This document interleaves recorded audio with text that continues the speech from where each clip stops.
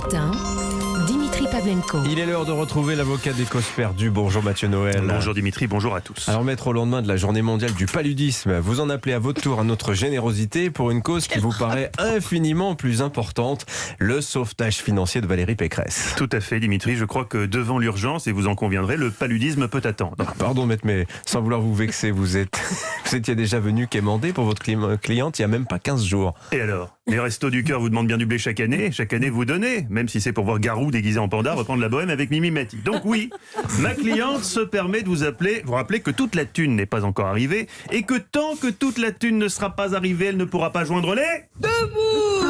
Alors, Françaises, Français, encore un petit effort. Au cours de nos vies, c'est tous retrouvés à devoir faire la manche, à part Bétou. Pas plus tard que l'année dernière, vous-même, monsieur Pavlenko, je sais que pour réussir à boucler vos fins de mois, il vous arrivait de vous installer devant les locaux de Radio Classique. Vous étiez essentiellement payé en bouquin de Franck Ferrand, avec un gobelet en carton astucieusement accroché au bout d'une tige façon canne à pêche. Donnez, donnez, donnez, donnez tous les petits sous. Il n'y a pas de honte. Donnez, donnez, donnez pour les païens, Jésus les veut tous. Il n'y a pas de honte à demander des sous. Il faut juste le faire finement. Or, pour faire les choses finement, vous pouvez compter sur ma cliente Valérie Pécresse. La Cosette d'Alstom, la Fantine de la Baule, qui après vous avoir déjà demandé de rabouler la moula il y a 2 semaines, en a remis une couche hier, mais très habilement, en plein milieu de son message de félicitations à Emmanuel Macron.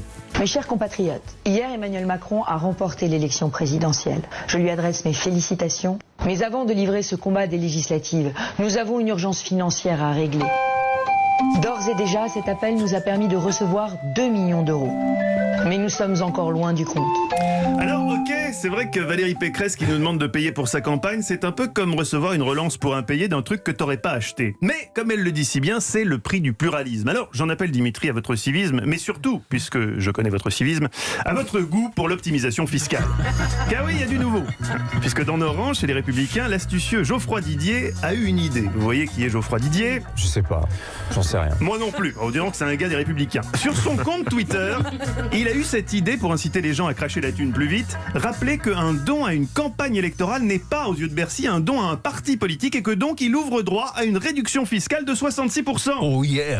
Et oui Dimitri, si vous donnez 10 € à Valoche, ça vous coûte en fait 3,40 €. Évidemment, j'entends d'ici les cris d'orfraie de la gauche radicale, Clémentine Autain en tête. Et l'optimisation fiscale, c'est moralement inacceptable.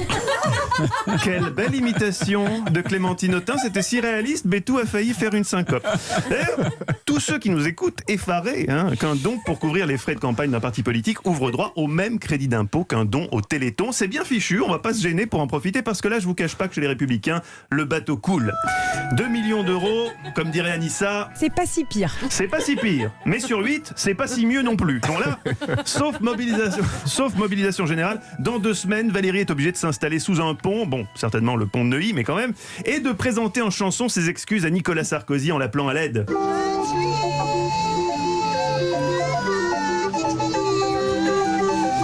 Est-ce que vraiment on a envie d'en arriver là? Non. Nous en appelons aussi bien sûr à la générosité des entreprises. Certaines savent tendre la main en cas de coup dur. Je pense à la vénérable société Buitoni.